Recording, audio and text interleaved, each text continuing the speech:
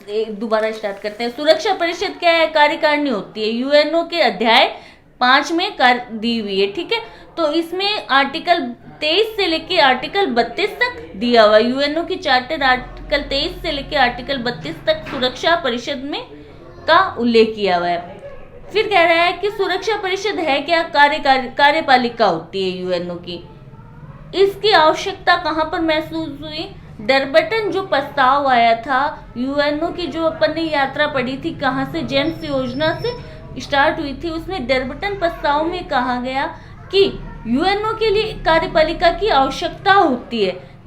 क्योंकि यूएनओ में सदस्यता सीमित हो, उस जो कार्यपालिका बनाई जाए उसमें सदस्यता सीमित हो, और उसका मुख्य काम क्या होना चाहिए? अंतर्राष्ट्रीय शांति और सुरक्षा की जिम्मेदारी उसको सौंपी जानी चाहिए। यानी जो कार्यपालिका अंग हो उसमें सदस्य संख्या कम होनी चाहिए, सीमित होनी चाहिए। साथ में ही उसको अंतर्राष्ट्रीय शांति और सुरक्षा की महत्वपूर्ण जिम्मेदारी उसको सौंपी जानी चाहिए। इसके बाद में सैन फ्रांसिस्को सम्मेलन में अंतिम रूप से सुरक्षा परिषद को एक प्रमुख अंग के रूप में स्थापित करने का निश्चय लिया, ठीक है।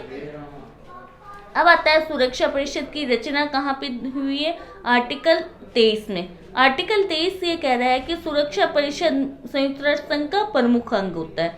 इसमें 15 सदस्य होते हैं। संयुक्त राष्ट्र संघ के सुरक्षा परिषद में 15 सदस्य होते हैं। उसमें से 5 सदस्य तो क्या होते हैं? स्थायी सदस्य होते हैं, और 10 सदस्य अस्थायी सदस्य होते हैं। अस्थायी सदस्यों का निर्वाचन किसके द्वारा किया जाता है? महासभा द्वारा किया जाता है। कितने टाइम पीरियड के लिए किया जाता है? 2 वर्ष के लिए किया जाता है, ठीक है। तो 5 जो 5 सदस्य हैं, स्थायी सदस्य हैं, वो कौन कौन से हैं? चीन है, रूस है, अमेरिका है, फ्रांस है और ब्रिटेन है। अमेरिका, रूस, चीन, फ्रांस, ब्रिटेन। ABC ऐसे याद कर लो। A से अमेरिका, B से ब्रिटेन, C से चाइना, ठीक है, F से फ्रांस और R से रूस, ठीक है। ये ABCFR, ठीक है। ये 5 स्थायी सदस्य होते हैं। 10 अस्थायी सदस्य होते हैं जिनका निर्वाचन महासभा द्वारा किया जाता है और 2 वर्ष के लिए किया जाता है। अब ये प्रारंभ में सुरक्षा परिषद की जब स्थापना कब हुई? 12 जनवरी 1946 को हुई, 1946 को हुई, ठीक है। तो यूएनओ की स्थापना कब हुई? यूएनओ 24 अक्टूबर 1945, ठीक है। तो उसके 1 साल बाद, मतलब थोड़े टाइम बाद में 12 जनवरी और 1946 को स्थापना हुई। इस समय क्या इसके अस्थायी सदस्यों का निर्वाचन किया, महासभा ने इसके अस्थायी सदस्यों का निर्वाचन किया, और 1966 से पूर्व सुरक्षा परिषद की सदस्यों की संख्या कितनी थी? 1966 तक सुरक्षा परिषद में सदस्यों की संख्या थी 11। 5 स्थायी सदस्य थे और 6 अस्थायी सदस्य थे। 5 स्थायी तो हमेशा से 5 रहे हैं, लेकिन अस्थायी सदस्यों की संख्या क्या वृद्धि हुई? 1966 तक ये संख्या थी 6। फिर एक प्रस्ताव आया, और वो प्रस्ताव 1965 में इसे अंगीकार किया, यानी 1965 में इसको सदस्य की संख्या बढ़ा दी गई, और बढ़ा के कितनी कर दी गई? सुरक्षा परिषद के सदस्यों की संख्या 11 से बढ़ाकर 15 कर दी। यानी अस्थायी सदस्य जो पहले 6 थे, उनको बढ़ा के कितनी कर दी? 10 कर दी। कब? 1965 में। कितनी तारीख को? 23 अगस्त 1965 को। ये तारीख लिख लो। महासभा ने अनुमति कब दी? 17 दिसंबर को महासभा ने अनुमति दे दी कि हाँ, इसके सदस्यों की संख्या बढ़ाई जा सके। 17 सितंबर को अनुमति दी। और कब लागू हुई? यानी जो 15 की संख्या है वो कब लागू हुई? 23 अगस्त 1965 से लागू हुई। ये तारीख पूछी गई थी, 23 अगस्त वाली भी, ठीक है। कि सदस्यों की संख्या बढ़ा के कब 15 कब हुई? 11 से 15 कब हुई? तो 23 अगस्त 1965 से होगी, लागू होगी। ठीक है, फिर अब क्या है कि महासभा कोई भी निर्णय लेना होता है, महत्वपूर्ण प्रश्न पे निर्णय लेना होता है, तो क्या है, सुरक्षा परिषद के 5 स्थायी सदस्यों के मत आवश्यक होते हैं। सुरक्षा किसी भी चयन करना है, यूएनओ का मेंबर बनाना है, उसका निलंबन करना है या निष्कासन करना है, उसमें सुरक्षा परिषद के 5 स्थायी सदस्यों के मतदान आवश्यक होते हैं। ठीक है, 7 मतों की, पहले तो क्या 7 मतों की आवश्यकता होती थी, 5 स्थायी सदस्यों के मत देते थे और सुरक्षा परिषद निर्णय लेने में असमर्थ हो। ये सदस्यों की संख्या ये है कि सुरक्षा परिषद में एक ये है कि हर देश को, जो सदस्य राज्य यूएनओ का मेंबर है, उसको हर देश को एक प्रतिनिधि भेजने का अधिकार होता है। वहां पे कितने भेजते हैं? 5 भेजते हैं। महासभा में 5 भेजते हैं और सुरक्षा परिषद में हर देश अपना एक प्रतिनिधि भेजता है। ठीक है, सुरक्षा परिषद में भारत 6 बार, छठी बार 2 वर्ष के लिए चुना गया। कब? 91-92 में। फिर 2 वर्ष के फिर चुना गया, 7वीं बार चुना गया 2011 में। 2011 में चुना गया। ठीक है, 11 और 12 के लिए चुना गया था, 7 बार चुना गया है। अब इसका करंट वाला याद करना है तो देख लेना कि अभी चुना हुआ है कि नहीं है। ठीक है, फिर कि सुरक्षा परिषद के स्थायी सदस्यों की भी वृद्धि की जानी चाहिए, यानी जो स्थायी सदस्य संख्या 5 है ना, उसको भी बढ़ा दिया जाना चाहिए। ये मांग किसने की थी? ये मांग की थी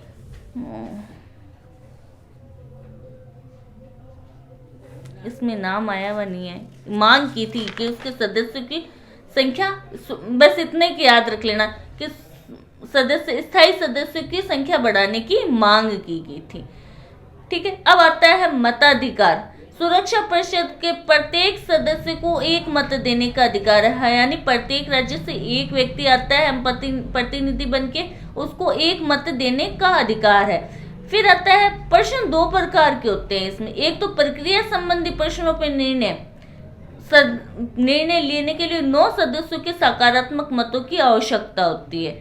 ठीक है, परंतु अन्य जो महत्वपूर्ण प्रश्न होते हैं उनमें 9 मतों में 5 सदस्यों के स्थायी सदस्यों के मतदान, यानी वहां पर अपन महासभा में पढ़ के आए थे 2 प्रकार के मताधिकार होते हैं, मतलब वो चयन करते हैं। महत्वपूर्ण प्रश्नों पे 2/3 बहुमत और अन्य प्रश्नों पे क्या है? साधारण बहुमत। ऐसे ही सुरक्षा परिषद में जो मताधिकार का प्रयोग है वो 2 तरीके से होता है। महत्वपूर्ण प्रश्न होते हैं उन पे 9 सकारात्मक मतों की आवश्यकता होती है। उन 9 सकारात्मक मतों में 5 स्थायी सदस्यों के मत होने आवश्यक होते हैं महत्वपूर्ण प्रश्नों पर।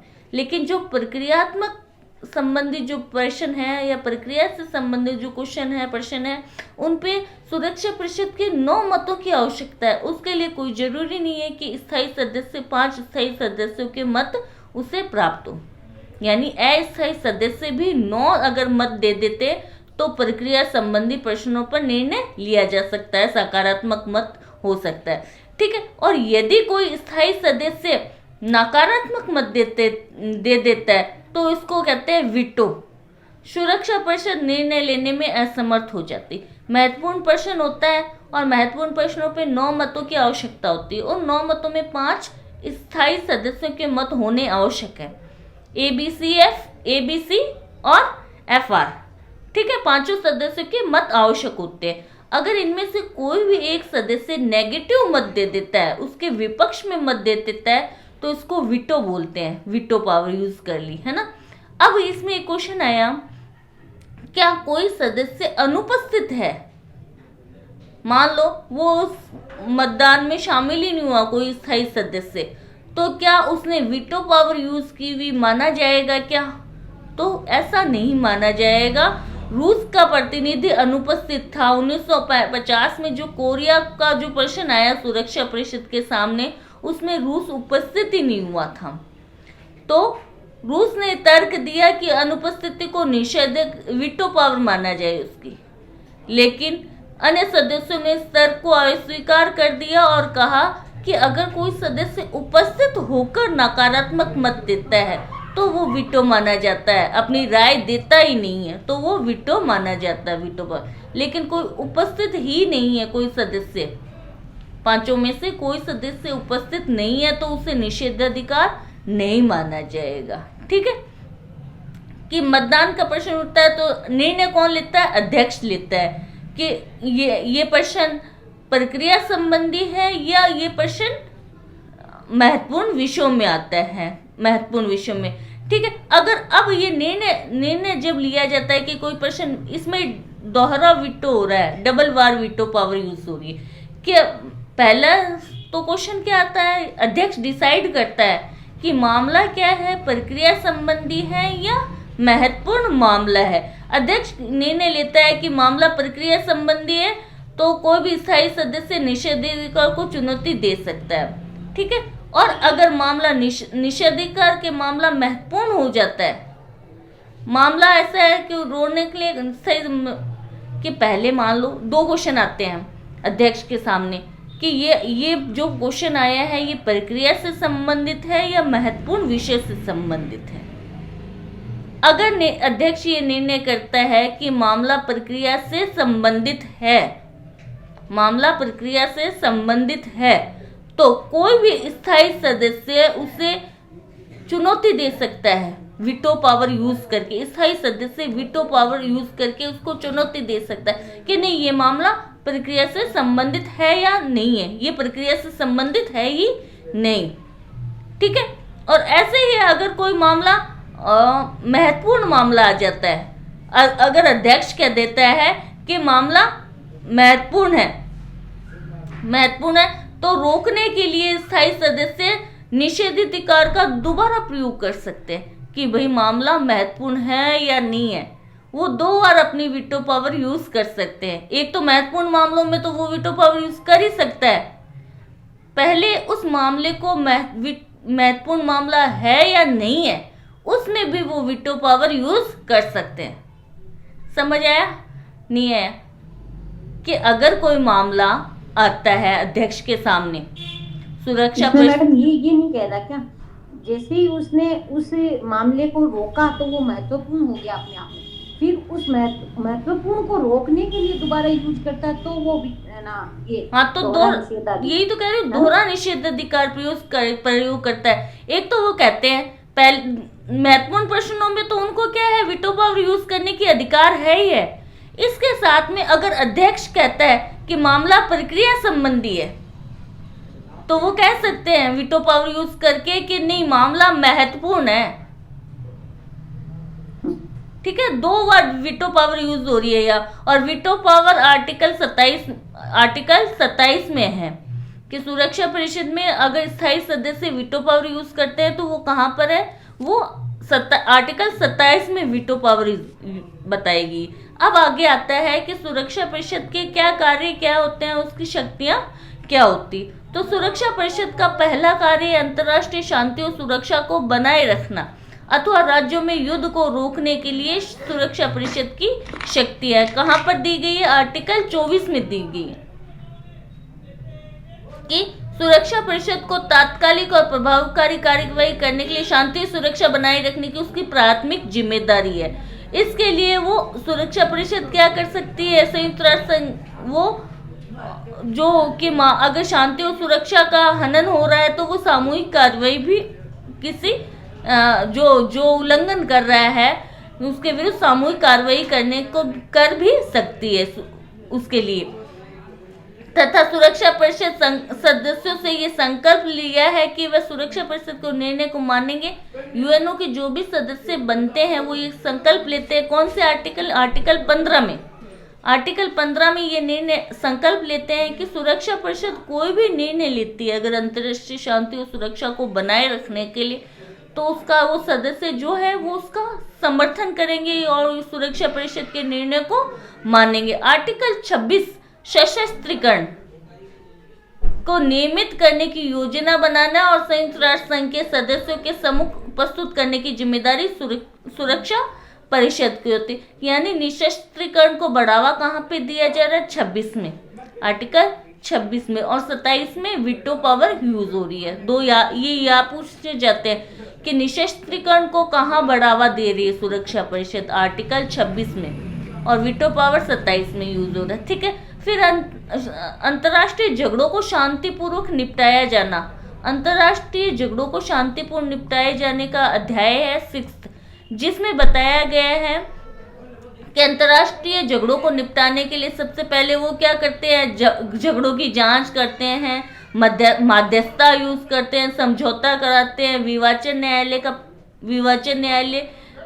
विवाचन के माध्यम से उसको अंतर्राष्ट्रीय झगड़ों को निपटाते हैं, पंच बैठाते हैं, या किसी न्यायिक निर्णय अन्य किसी शांतिपूर्ण ढंग से वो उस मामलों को निपटाते हैं। कहाँ पे बताया है ये, अध्याय 6 में बताया है, आर्टिकल 33 में और 33 और 33, 34, 35 में, आर्टिकल 33, 34 और 35 में बताया है।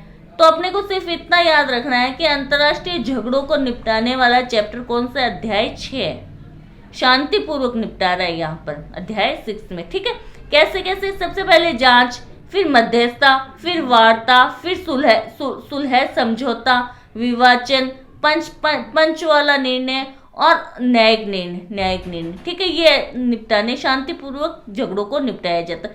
फिर आता है शांति भंग की आशंका, शांति भंग के अतिक्रमण के कार्य, मतलब अब अगर शांतिपूर्ण ढंग से अगर अंतर्राष्ट्रीय विवाद या झगड़ा निपटा नहीं है तो सुरक्षा परिषद को बलपूर्वक अंतर्राष्ट्रीय झगड़ों को निपटाने की उसकी पावर है। अब बलपूर्वक या शक्ति का प्रयोग करके अंतर्राष्ट्रीय झगड़ों को कैसे निपटाया जाता है, उसके लिए प्रावधान दिया है अध्याय 7 में दिया हुआ है। ठीक है, तो कैसे निपटाया जाता है, अध्याय 7 में 39, 40, 41, 42 ये आर्टिकल है। उसमें अपने को ये इसमें पूरा इतना पढ़ने की जरूरत नहीं है। कैसे कैसे प्रतिरोध करता है, वो प्रतिकार करता है, फिर बलपूर्वक प्रतिरोध करता है, नाकाबंदी करता है, हस्तक्षेप करता है, ये पॉइंट है जिनके आधार पे क्या है वो बलपूर्वक अंतर्राष्ट्रीय झगड़ों को निपटाता है। कौन, सुरक्षा परिषद बलपूर्वक निपटाता है। कहाँ पे, 39, 40, 41 और 42। ठीक है, अतिक्रमण की परिभाषा याद करने की आवश्यकता नहीं है अपने को कि क्या होता है अतिक्रमण, क्योंकि क्वेश्चन नहीं बनता है इनसे।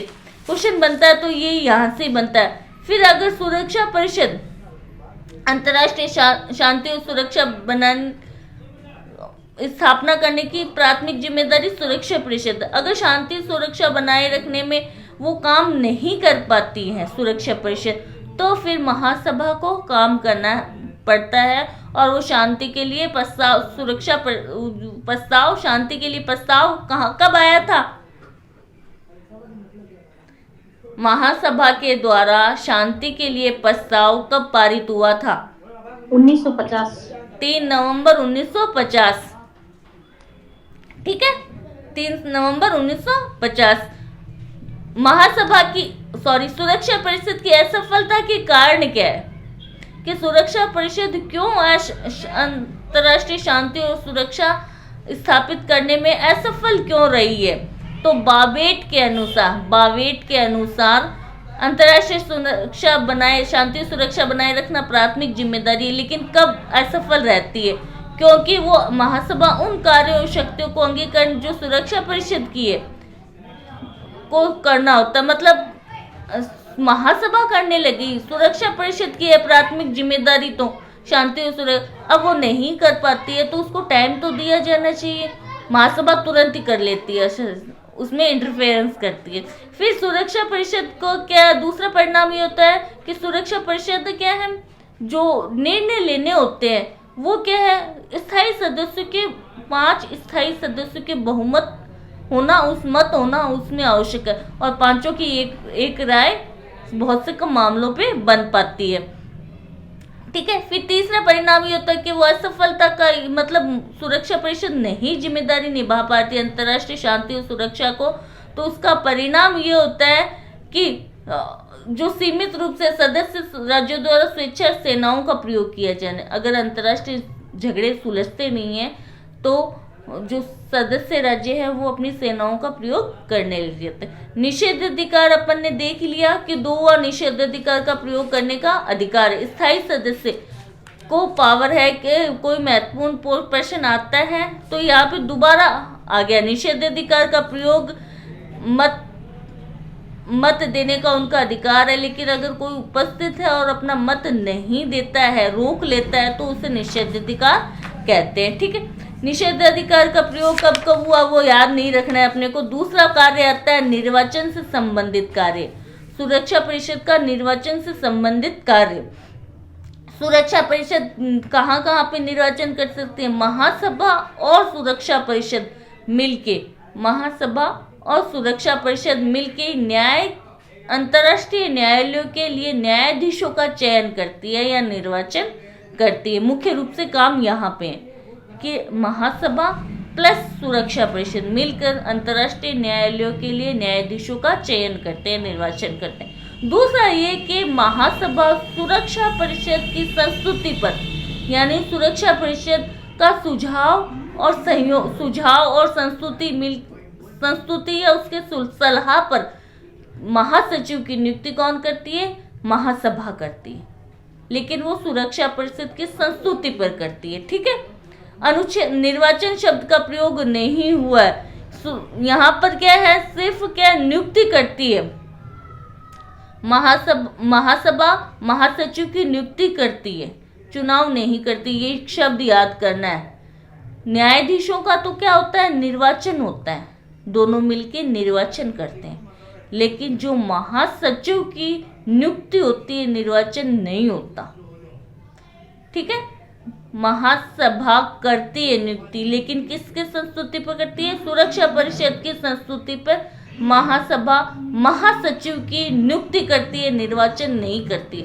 निर्वाचन न्यायाधीशों का किया जाता है और महासचिव की नियुक्ति की जाती है। महासचिव की नियुक्ति एक महत्वपूर्ण प्रश्न है। इसके लिए सुरक्षा परिषद के 9 सकारात्मक मतों की आवश्यकता होती है, जिसमें 5 स्थायी सदस्यों की मत शामिल होने चाहिए, सकारात्मक मत शामिल होने चाहिए। अब आता है पर्यवेक्षण कार्य, कि सुरक्षा परिषद को पर्यवेक्षण का कार्य भी करना पड़ता है, सुपरविजन वाला काम भी करना पड़ता है। महासभा के समान इसके क्षेत्र या कार्य व्यापक तो नहीं है, परंतु ये क्या है, अन्य अंगों पे तो पर्यवेक्षण नियंत्रण नहीं रखती है, ये उनका सुपरविजन तो नहीं करती है। लेकिन ये जो यूएनओ में सदस्य शामिल हो रहे हैं या उनका निलंबन करना है या यूएनओ के सदस्यों का निष्कासन करना है, उसके संबंध में सुरक्षा परिषद को महत्वपूर्ण शक्ति प्राप्त है। सुरक्षा परिषद अप्रत्यक्ष रूप से क्या है, संयुक्त राष्ट्र संघ पर पर्यवेक्षण करती है। महासभा तो किस पे करती है? आर्थिक सामाजिक परिषद और न्यायधारिता परिषद के पर उसके अधीनस्थ है और बाकी अंगों पे एजेंसियों पे पर्यवेक्षण करती। लेकिन सदस्यों का प्रवेश, निलंबन और निष्कासन यूएनओ में, इन सब पर जांच कौन करती है? महासभा करती है पर्यवेक्षण। तो एक प्रकार से सुरक्षा परिषद यूएनओ का पर्यवेक्षण करती है, सुपरविजन करती है। ठीक है, फिर आर्टिकल 5 में क्या है? आर्टिकल 5 में क्या था? यूएनओ के आर्टिकल 5 में क्या था?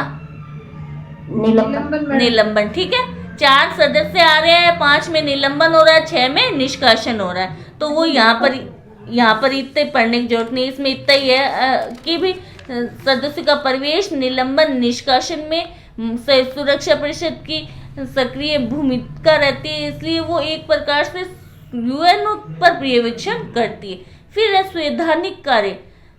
यूएनओ के चार्टर में कोई भी संविधान संशोधन करना होता है तो संशोधन महासभा के 2/3 सदस्यों द्वारा तो किया जाता है, लेकिन वो किसका, फिर संशोधन के लिए महासभा के 2/3 सदस्य तो स्वीकार करें। इसके साथ में आवश्यक है कि वो सुरक्षा परिषद के 5 जो स्थायी सदस्य हैं उनका भी उन 2/3 सदस्यों में शामिल होना जरूरी है, कि महासभा के 2/3 उपस्थित और मतदान करने वाले 2/3 सदस्यों के बहुमत से संशोधन किया जाता है।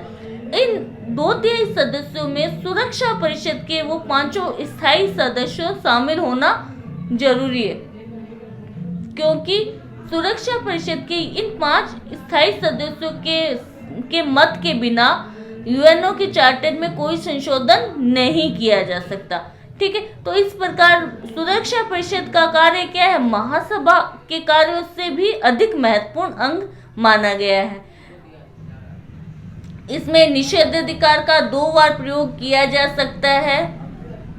निषेधाधिकार आर्टिकल है 27। ठीक है, अब सुरक्षा परिषद को अपनी वार्षिक रिपोर्ट किसको भेजनी होती है, महासभा को भेजनी होती है। महासभा अपनी वार्षिक रिपोर्ट महासभा को भेजनी होती है। तो महासभा इसके सुरक्षा परिषद को बजट को भी महासभा को भेजनी पड़ती है। वैसे सुरक्षा परिषद को अपनी रिपोर्ट किसके मार्फत भिजवानी पड़ती है महासभा को? अपन कहीं पढ़ के आए थे कि हर महासचिव कि यूएनओ का प्रत्येक अंग अपनी रिपोर्ट महासचिव को वार्षिक रूप से महासचिव को भेजेगा और वो महासचिव सुरक्षा परिषद महासभा को भेजेगा। ठीक है, ये चयन है कि इसके आज से ऐसे भेजा जाता है। फिर आता है सचिवालय। नेक्स्ट अंग है सचिवालय। सचिवालय क्या होता है? सचिवालय एक प्रशासनिक कार्य करने वाली संस्था है। कहाँ से कहाँ? आर्टिकल 97 से लेके 101 में दिया हुआ है। आर्टिकल 97 से लेके 101 में दिया हुआ है। अध्याय 15 में सचिवालय का उल्लेख किया। सचिवालय प्रमुख अंग 6 अंगों में से प्रमुख अंग है। ये क्या है? सचिवालय की स्थापना लगभग इस अंतर्राष्ट्रीय संस्था मतलब राष्ट्र संघ में भी हो गई थी। इसकी सचिवालय राष्ट्र संघ में भी था।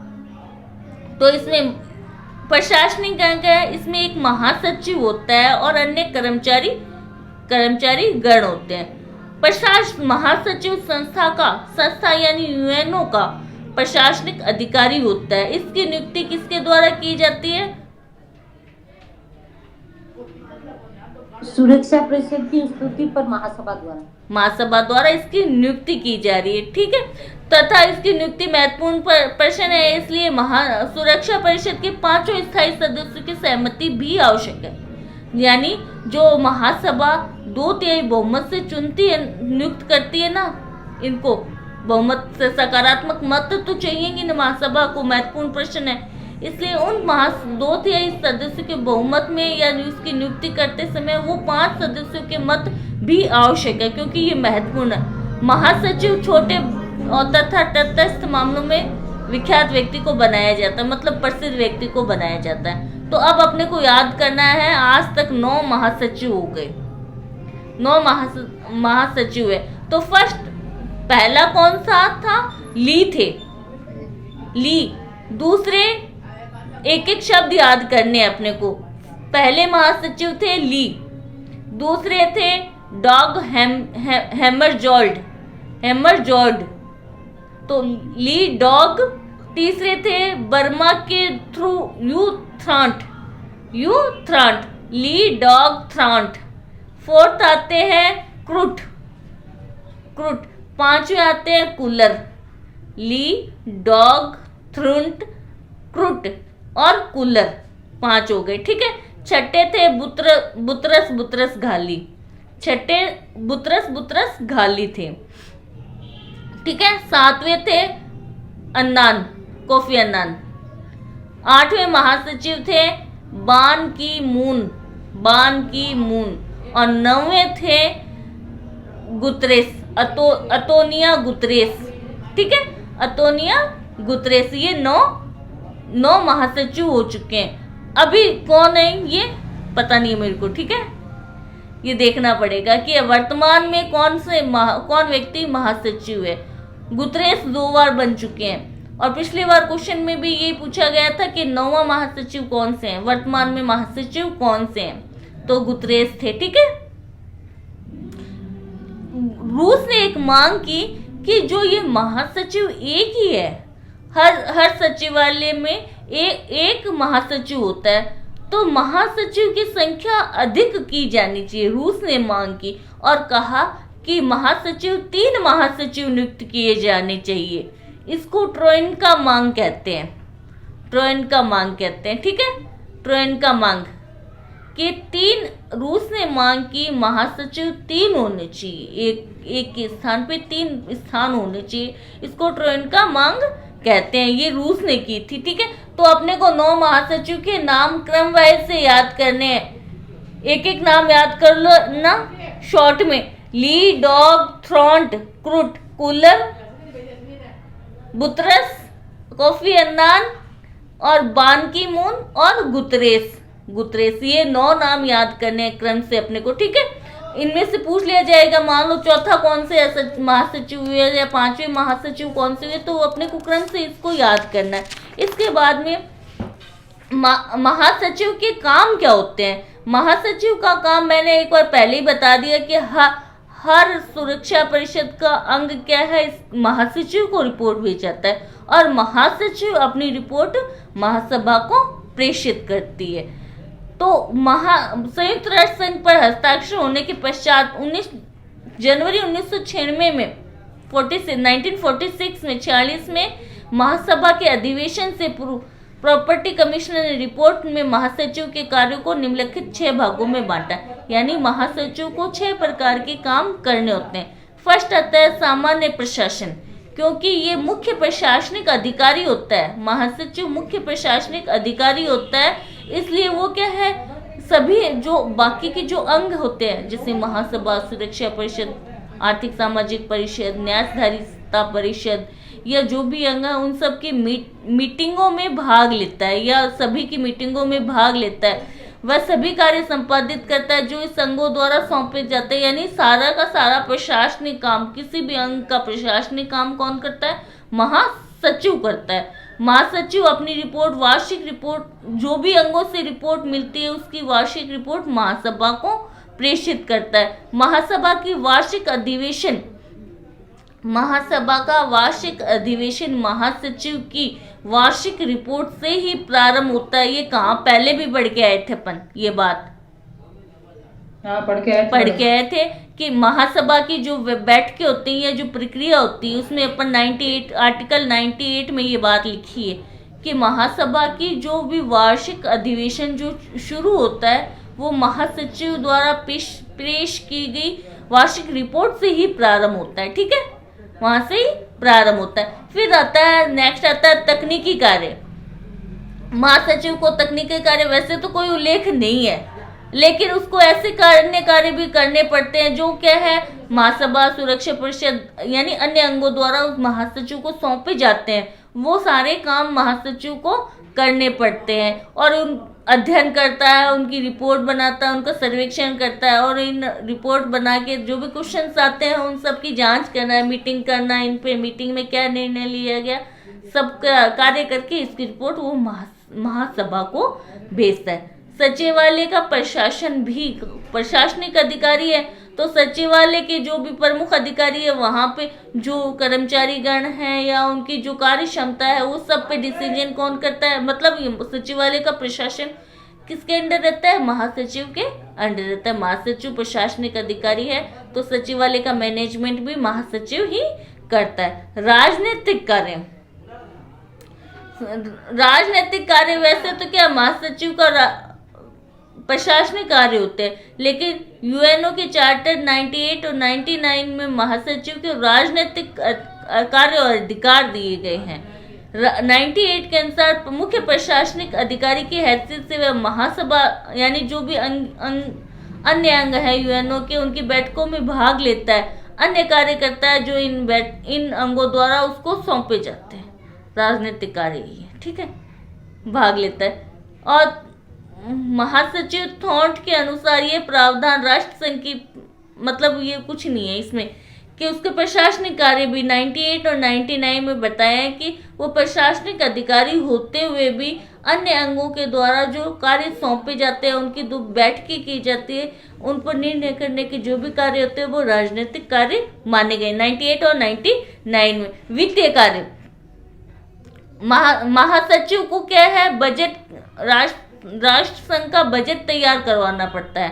संयुक्त राष्ट्र संघ का जो वार्षिक बजट तय तैयार करवाना पड़ता है वो महासचिव को कार्य करवाना पड़ता है, तथा राज्यों से जो अनुदान प्राप्त होता है या जो संयुक्त राष्ट्र संघ की जो खर्चे हैं उनका विभाजन तो महासभा ने कर दिया कि भाई इस संघ को इतना इतना व्यय चुकाना है, लेकिन उनको नियंत्रण करना, व्यय प्राप्त हो गया, खर्चे पैसे प्राप्त हो गए, अनुदान आए चाहे व्यय प्राप्त हो, उन पे नियंत्रण रखना, उनको सही ढंग से राशि का यूज लेना, सब जो भी बजट आर्थिक स्थिति की सारा सर्वेक्षण कौन करता है? महासचिव करता है। फिर प्रतिनिधित्वात्मक कार्य, राष्ट्र संघ का औपचारिक वक्ता के रूप में, राष्ट्र संघ में औपचारिक वक्ता के रूप में महासचिव क्या प्रतिनिधित्व कार्य करता है। कहीं भी कोई भी एजेंसी है, चाहे गैर सदस्य राज्य है या उनके मध्य कोई भी समझौता करना है, उन सब का प्रतिनिधित्व यूएनओ की ओर से कौन करता है? महासचिव। किसी भी देश में कोई सम्मेलन हो रहा है, कहीं पर भी जाना है तो कौन जाता है? महासचिव जाता है यूएनओ की ओर से, वो उसका प्रतिनिधित्व करता है। ये एक कोटेशन दी हुई है गुड स्पीच ने, याद रखनी है अपने को, किसने दी है? गुड स्पीच ने कहा है कि महासचिव ही अकेला व्यक्ति होता है जो पूरे संयुक्त राष्ट्र संघ का प्रतिनिधित्व करता है, और इस कार्य में उससे ये आशा की जाती है कि वह संपूर्ण संस्था और विशिष्ट जो एजेंसी है उनके मध्य समन्वय स्थापित करे। किसने कहा है? गुड स्पीच ने कहा है कि महासचिव एक अकेला व्यक्ति है जो संयुक्त राष्ट्र संघ का प्रतिनिधित्व करता है और संयुक्त राष्ट्र संघ और उसकी जो एजेंसियां होती है उनके मध्य समन्वय स्थापित करता है। ठीक है, महासचिव के कार्यों में निरंतर वृद्धि हो रही है, काम तो बढ़ेंगे। ठीक है, फिर आता है आर्थिक और सामाजिक परिषद। ये कौन से अध्याय में? अध्याय 10 में दिया हुआ है। यूएनओ के चार्टर का जो अध्याय है उसमें 10वें अध्याय में दिया हुआ है आर्थिक सामाजिक परिषद। आर्टिकल कौन सा है? 61 है, सिर्फ 61 में बताया हुआ है। आर्थिक सामाजिक परिषद में सदस्य कितने होते हैं? 54 होते हैं। ठीक है, इनका निर्वाचन महासभा द्वारा किया जाता है और 1/3 सदस्यों का निर्वाचन प्रतिवर्ष महासभा द्वारा 3 वर्ष के लिए किया जाता है। यानी 54 सदस्यों का 1/3 सदस्य 3 वर्ष के लिए चुने जाते हैं। यानी 1/3 सदस्य, 1/3 पहले 3 वर्ष के लिए चुने गए, फिर उससे 1/3 3 वर्ष के लिए चुने गए। यानी ये कह रहा है कि महासभा एक जो 54 सदस्य हैं उनका 1/3 का निर्वाचन प्रति वर्ष 3 वर्ष के लिए करती है। हर चुनाव तो हर साल होते हैं, लेकिन एक साल में चुनाव कर लिया व्यक्ति 3 साल रहता है, फिर दूसरे साल चुनाव करते हुए वो 3 साल रहते हैं, फिर तीसरे साल किए वो 3 साल रहते हैं, ऐसे है। ठीक है, कि 54 सदस्य हैं टोटल और उनमें से 1/3 सदस्यों का निर्वाचन महासभा प्रतिवर्ष करती है। कितनी अवधि के लिए? 3 वर्ष के लिए करती है, 3 वर्ष के लिए करती है। 1965 से पहले आर्थिक सामाजिक सदस्यों की संख्या कितनी थी? केवल 18 थी। 1966 से पहले यानी 1965 तक कितनी थी? केवल 18 थी। बाद में इसको 18 से बढ़ा के 27 की गई और 27 पुनः संशोधन। अब ये जो संशोधन हुआ वो कब हुआ? 1973 में हुआ। 1973 में 24 सितंबर 1973 को ये सदस्य संख्या बढ़ा दी गई और आर्थिक सामाजिक परिषद की सदस्य संख्या अभी 54 है, अभी 54 हो गई। संयुक्त राष्ट्र संघ की सदस्यता 193 है और आर्थिक सामाजिक परिषद की वृद्धि हुई है। मतलब ये क्या है? प्रत्येक सदस्य को केवल एक प्रतिनिधि भेजने का अधिकार है। आर्थिक और सामाजिक परिषद में यूएनओ का प्रत्येक सदस्य राज्य एक प्रतिनिधि भेजेगा और जो एक प्रतिनिधि आया है उसको एक ही वोट देने का अधिकार होगा।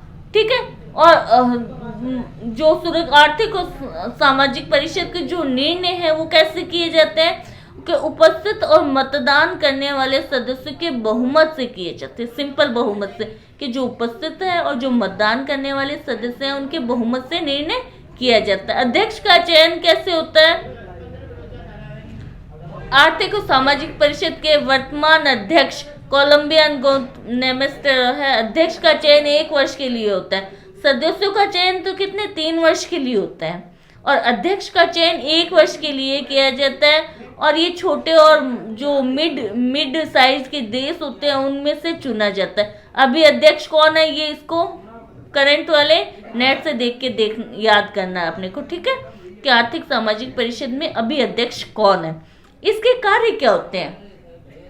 आर्थिक और सामाजिक परिषद के कार्य क्या, तो 5-7 कार्य ही है, ज्यादा नहीं है। इसको देखते हैं। पहला, अंतरराष्ट्रीय आर्थिक सामाजिक सांस्कृतिक मतलब जो संबंधित मामले हैं उनका अध्ययन करती है और इसकी रिपोर्ट महासभा को, और महासभा इस विषय में महासभा संयुक्त राष्ट्र संघ के एजेंसियों से रिपोर्ट दे सकती है कि आर्थिक सामाजिक परिषद का क्या काम करना है। आर्थिक सामाजिक सांस्कृतिक जितने भी मुद्दे हैं उन सब पर क्या है, मामलों का अध्ययन करती है आर्थिक सामाजिक, और अपनी रिपोर्ट किसको भेजती है, महासभा को भेजती है। फिर वो महासभा किसको भेजती है, सदस्य राज्यों को और विशिष्ट एजेंसियों को, जो उस टॉपिक से या उस मामले से जुड़ा हुआ जो एक्सपर्ट एजेंसी है उनको भेजती है। समझ आया। पहले अध्ययन करती है आर्थिक सामाजिक परिषद, रिपोर्ट महासभा को भेजती है। महासभा रिपोर्ट सदस्य राज्यों को और जो विशिष्ट एजेंसियां हैं उस टॉपिक से रिलेटेड उनको भेजती है, रिपोर्ट भेजती है, ठीक है। फिर दूसरा काम इसका ये आर्थिक कि मानवीय अधिकारों और मौलिक स्वतंत्रताओं का आदर करना। फिर है महासभा अपनी क्षमता के अंतर्गत आने वाले विषयों से संबंधित विषयों का ड्राफ्ट महासभा को भेजती है। ड्राफ्ट के आर्थिक मामले या सामाजिक या सांस्कृतिक से बिंदु से जुड़े हुए मामले किसके पास आते हैं, आर्थिक सामाजिक परिषद से। वो उस बिंदु पे क्या क्या काम किया जाना चाहिए, कैसे होना चाहिए, इसका ड्राफ्ट तैयार करती है और ड्राफ्ट तैयार करके महासभा को भेज देती है।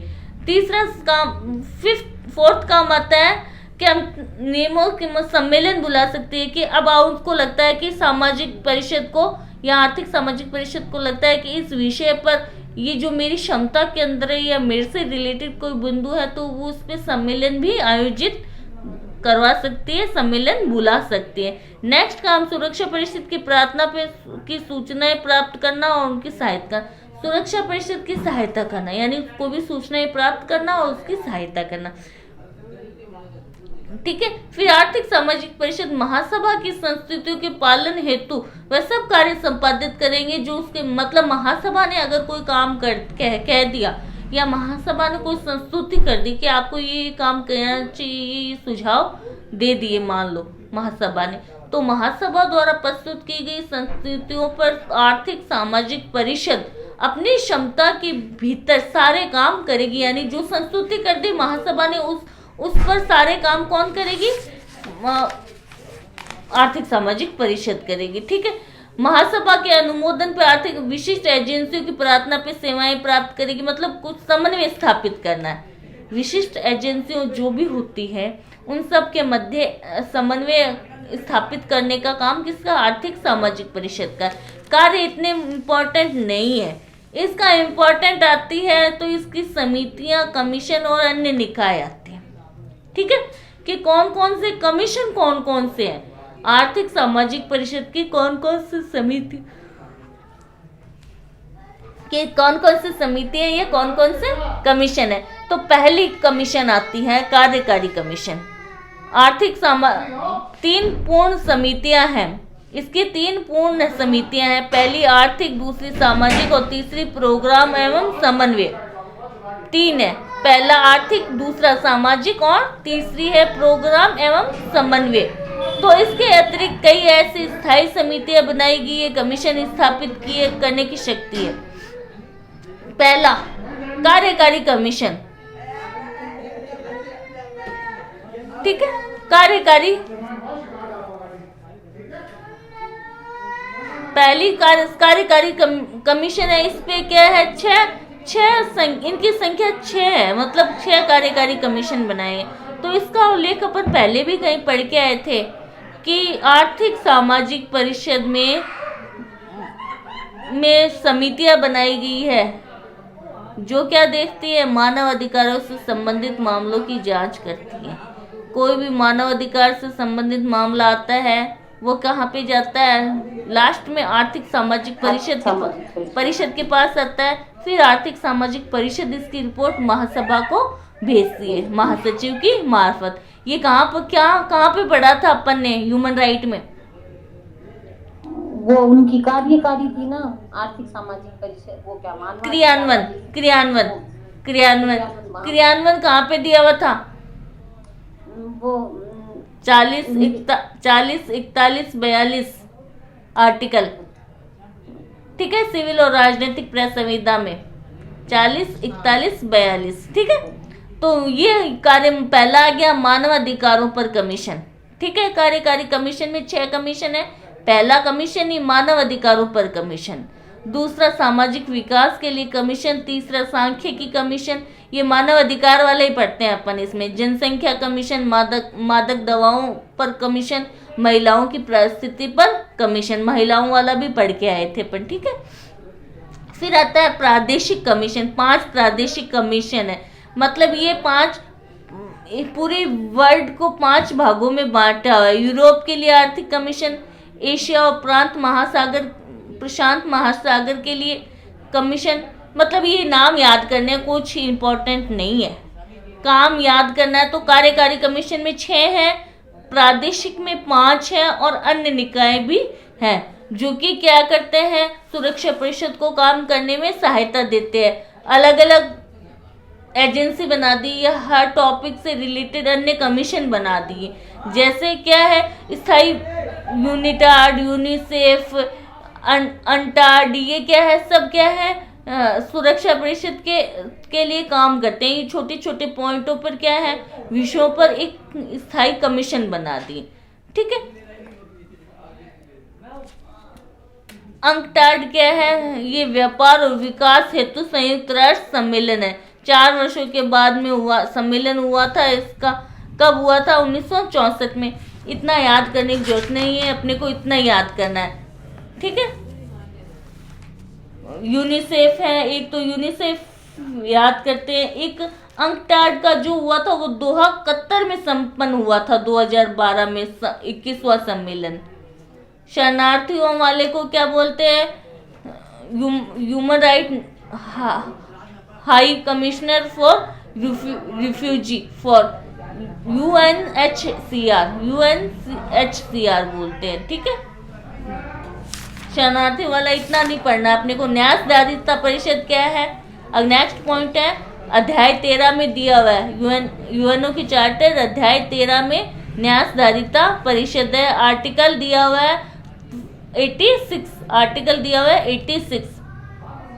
अब न्यायधारिता परिषद निम्नलिखित सदस्यों से गठित होती है।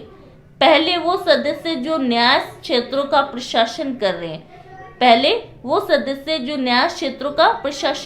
हैं, दूसरे सुरक्षा परिषद के स्थायी सदस्य जो न्याय प्रशासन नहीं कर रहे। पहले तो क्या है, चाहे वो स्थायी हो या नहीं हो, कुछ भी, वे सदस्य जो न्याय क्षेत्रों का प्रशासन कर रहे हैं। दूसरा ये कि सुरक्षा परिषद के स्थायी सदस्य जो न्याय क्षेत्रों का प्रशासन नहीं कर रहे हैं, और इसके अतिरिक्त महासभा उतने सदस्यों को 3 वर्ष के लिए निर्वाचन कर सकती है जिनसे न्याय क्षेत्रों के प्रशासन करने वाले सदस्यों की संख्या बराबर हो जाए। यानी ये कह रही है, मान लो एक तो प्रशासन करने वाले सदस्य हैं पहले, दूसरे स्थायी सदस्य जो प्रशासन नहीं कर रहे, इनकी संख्या में बहुत अंतर है, ऊपर नीचे का अंतर है। कुछ मान लो प्रशासन करने वाले तो 10 है और प्रशासन नहीं करने वाले 4 है, 4 सदस्य हो गए, 3 हो गए, मतलब ठीक है, कितने भी। तो महासभा क्या करती है, उतने सदस्यों का निर्वाचन करती है 3 वर्ष के लिए कि प्रशासन करने वाले और प्रशासन नहीं करने वाले की संख्या बराबर हो जाए। इसको तीसरा जो पॉइंट है उसको ध्यान से पढ़ना है। पहले मतलब न्यायधारिता परिषद में कितने सदस्य होते हैं? पहले तो ऐसे सदस्य होते हैं जो न्याय का क्षेत्रों का प्रशासन कर रहे हैं। दूसरा स्थायी सदस्य, सुरक्षा परिषद के स्थायी सदस्य जो प्रशासन नहीं कर रहे। तो फिर क्या करती है, इन संख्या में अंतर है प्रशासन करने वालों में और नहीं करने वालों में। तो महासभा उतने सदस्यों का निर्वाचन करती है कितने टाइम पीरियड के लिए, 3 साल के लिए, कि न्याय क्षेत्रों का प्रशासन करने वाले और नहीं करने वाले की संख्या बराबर आ जाए। ठीक है, इतने बराबर आ जाए। फिर है, इस समय अमेरिका प्रशासन करने वालों की हैसियत में होने के नाते इसके सदस्य है। अमेरिका क्या प्रशासन करने वाले की हैसियत है, और चीन, फ्रांस, रूस ये सुरक्षा परिषद के सदस्य होने के नाते इसके सदस्य है। कुछ नहीं, इतना याद करना। मतदान, हाँ, सुरक्षा परिषद के प्रत्येक सदस्य को एक मत देने का अधिकार होता है। एक मत देता है सुरक्षा परिषद में, जो न्यायधारिता परिषद में जो भी मेंबर, इसमें ऐसे नहीं है कि हर देश का प्रतिनिधि इसमें शामिल हो, ऐसा नहीं है। प्रशासन करने वाले क्षेत्र सदस्य होंगे, प्रशासन नहीं कर रहे, सुरक्षा परिषद के स्थायी सदस्यों में से कोई प्रशासन नहीं कर रहा है, तो उन दोनों की संख्या समान लाने के लिए महासभा के द्वारा सदस्यों का 3 वर्ष के लिए निर्वाचन किया जाएगा। तो जो भी सदस्य हैं न्यायधारिता परिषद के, जितने भी सदस्य बनते हैं, उनको एक मत देने का अधिकार होता है, तथा इसके निर्णय यानी न्यायधारिता परिषद के जो भी निर्णय है वो उपस्थित और मतदान करने वाले सदस्य के बहुमत से लिया जाता है। किसी भी सदस्य को विशेषाधिकार प्राप्त नहीं है। यहाँ पे विशेषाधिकार प्राप्त नहीं है का मतलब कि जो स्थायी सदस्य हैं सुरक्षा परिषद को, उनको यहाँ कोई विशेष अधिकार प्राप्त नहीं है। इसके कार्य क्या है, ये महासभा के अधीन रहती है। पढ़ के आए अपन पहले, महासभा के अधीन रहती है। कौन कौन से महासभा के अधीन कौन कौन से अंग हैं? आर्थिक सामाजिक परिषद और न्यायधारिता परिषद। तो यहाँ पर यही कहा कि महासभा के अधीनस्थ रह के ये क्या क्या काम करती है, कि प्रशासनिक अधिकारी द्वारा प्रेषित रिपोर्ट पर विचार करती है। प्रशासनिक अधिकारी यानी कोई भी क्षेत्र का प्रशासनिक अधिकारी है, प्रशासन करने वाला, न्यास के क्षेत्रों का प्रशासन करने वाला जो प्रशासनिक अधिकारी होता है, उसके द्वारा अगर कोई रिपोर्ट पेश की जाती है तो वो उस पर जांच करती है, विचार करती है। यदि कोई याचिका आती है कि प्रशासन सही नहीं हो रहा, या जो भी न्यासधारिता क्षेत्र न्यास के संबंध में कोई भी शिकायत आती है, तो वो इस शिकायत पे विचार करती है और उस शिकायत को किसके प्रशासनिक अधिकारी के पास भेज देती है। न्यायधारिता प्रशासनिक अधिकारी के साथ ये समझौते पे समय समय लोगों को न्यास क्षेत्र का निरीक्षण हेतु भी भेजे जाते हैं। कुछ नहीं है न्यास। अब इसका पॉइंट ये है कि कुल मिला के ये प्रश्नावली तैयार करती है आर्थिक सामाजिक क्षेत्र में, और न्यास के संबंध में ये जो प्रश्नावली तैयार की जाती है ये महासभा को भेजी जाती है। न्यायधारिता परिषद आर्थिक सामाजिक विशिष्ट एजेंसियों में समन्वय से संबंधित या अन्य समन्वय स्थापित करने का भी काम कौन करती है? न्यायधारिता परिषद करती है। न्यायधारिता परिषद का काम अब बहुत कम रह गया है। इसकी जो वर्तमान जो कंडीशन है वो कुछ भी काम नगण्य के बराबर इसका काम हो गया है। ठीक है, नेक्स्ट आता है समाप्त हो गई मैडम। ये न्यायिक अंतर्राष्ट्रीय न्यायालय कुछ नहीं है, इतना ही है। ठीक है, न्यायिक अंतर्राष्ट्रीय न्यायालय पढ़ेंगे। ये समाप्त हो गया न्यायधारिता, क्योंकि इसके काम अब नहीं है, न्याय से संबंधित है, वो हट गया है। न्यायिक अंतर्राष्ट्रीय न्यायालय को कल पढ़ते हैं अपन, थोड़ा सा बड़ा है, इसमें मामले वगैरह केस जो है वो देखेंगे। ठीक है।